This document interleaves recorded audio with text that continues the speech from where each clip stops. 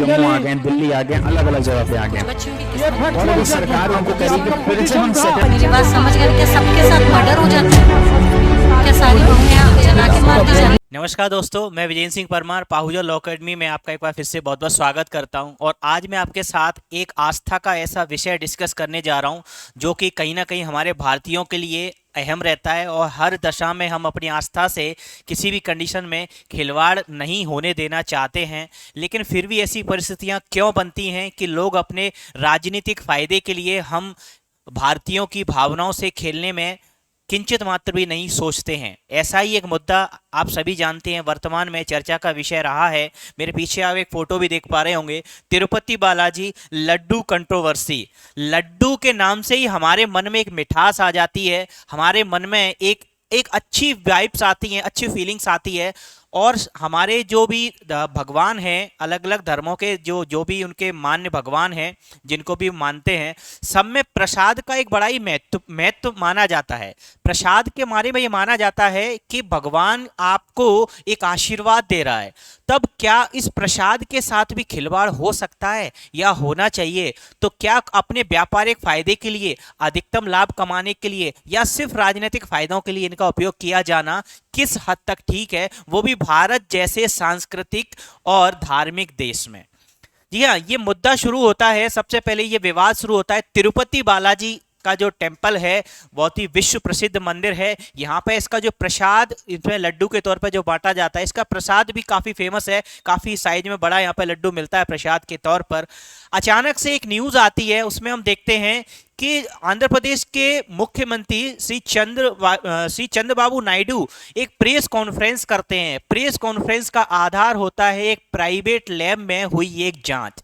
उस जांच में प्राइमा फेसी ये बताया गया है चंद्रबाबू नायडू जी के अनुसार कि जो लड्डू बनाए जाते हैं, जो कि तिरुपति बालाजी में प्रसाद के तौर पर बांटे जाते हैं, वो जिस घी से बनाए जाते हैं, जहां से वो घी सप्लाई होता है, उस घी में बीफ और फिश ऑयल का उपयोग किया जाता है। तो ये जैसे ही न्यूज आई समाचारों में, तो लोगों की श्रद्धा से ऐसा लगा कि एक बहुत ही बड़े तौर पर हनन हुआ उनकी श्रद्धा का और उनका मजाक उड़ाया गया। अब मामला पहुंचा सुप्रीम कोर्ट में, 3 PIL फाइल हुई सुप्रीम कोर्ट में। तब सुप्रीम कोर्ट ने अभी हाल ही में बड़ी ही गंभीर टिप्पणी की और स्पेशली उन्होंने कहा, चंद्रबाबू नायडू जी को ये कहा कि जब आप अभी एक्चुअली क्या है, ये सिर्फ अफवाह है, प्राइमा फेसी ऐसा पाया गया है, लेकिन अभी ये hard and fast technically proved नहीं हुआ है कि वास्तव में उन लड्डुओं में जो घी उपयोग होता था उसमें बीफ था या नहीं था। इस पर एक उच्च दर्जे की जांच होनी चाहिए। SIT गठित की सीएम ने, आंध्र प्रदेश के सीएम ने SIT गठित की, ठीक है, लेकिन उससे पहले आके आपने प्रेस कॉन्फ्रेंस करके सबको बता दिया और आपने लाखों करोड़ों जो डिवोटीज हैं, जो कि विश्वास करते हैं, जो आस्था रखते हैं, उनकी खिलवाड़, उनकी भावना से आपने खिलवाड़ कर दिया। तब सुप्रीम कोर्ट ने यह कहा कि एटलीस्ट राजनीति में आप भगवान को मत खींचिए। अब ये बहुत ही गंभीर टिप्पणी थी सुप्रीम कोर्ट की, और सुप्रीम कोर्ट ने इस धर्म के मुद्दे पर राजनीति शब्द उपयोग क्यों किया,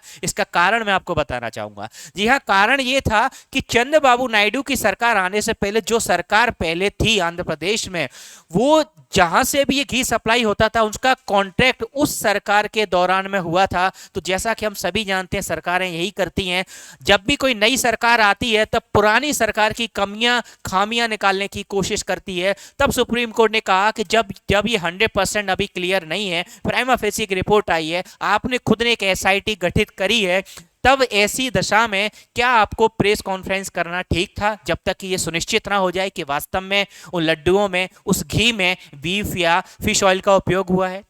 फिर मामला 3 तारीख को फिर से सुप्रीम कोर्ट में सुनवाई अभी रिसेंटली हुई है। तो वहां पर फिर सुप्रीम कोर्ट ने एक उच्च दर्जी SIT स्पेशल इन्वेस्टिगेशन टीम गठित की है, जिसमें कि CBI के भी कुछ मेंबर हैं, FSI का एक मेंबर है, इस प्रकार से कमेटी गठित की है। अब जो भी होगा, ये SIT फाइनली ये डिसाइड करेगी कि वास्तव में उन लड्डुओं में, उन घी में बीफ या फिश ऑयल जैसी कोई थी भी या नहीं, या सिर्फ मात्र एक ये राजनीतिक मुद्दा था और अपने आप को कहीं ना कहीं राजनीतिक फायदा देने के लिए ये मुद्दा सीएम ने उठाया था। आप लोगों का इस बारे में क्या कहना है, क्या राय है, प्लीज कमेंट करके जरूर बताइएगा। और वीडियो अगर आपको अच्छा लगता है इसे लाइक करें, शेयर करें। Thank you so much. Subscribe for more content.